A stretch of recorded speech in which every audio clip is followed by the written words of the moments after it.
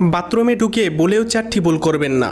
যদি আপনি এই 4টি ভুল করেন তবে আপনার জীবনও চলে যেতে পারে। আল্লাহ তাআলা মানব জাতিকে সৃষ্টি করার 2000 বছর পূর্বে জিন জাতিকে সৃষ্টি করেছিলেন।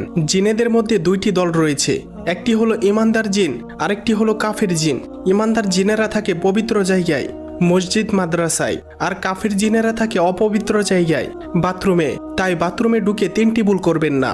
সেই 3টি ভুল কি তা জানার আগে আপনি যদি মুসলিম হয়ে থাকেন তাহলে ভিডিওটিতে একটি লাইক এবং চ্যানেলটি সাবস্ক্রাইব করুন এবং আপনার সুন্দর নামটি কমেন্টে লিখে যান। নাম্বার 1, বাথরুমে ঢোকার পূর্বে দোয়া পাঠ করুন। দোয়া না পারলে বিসমিল্লাহ পাঠ করুন এবং বাম পা দিয়ে বাথরুমে প্রবেশ করুন। নাম্বার 2, বাথরুমে গিয়ে আয়না দেখবেন না।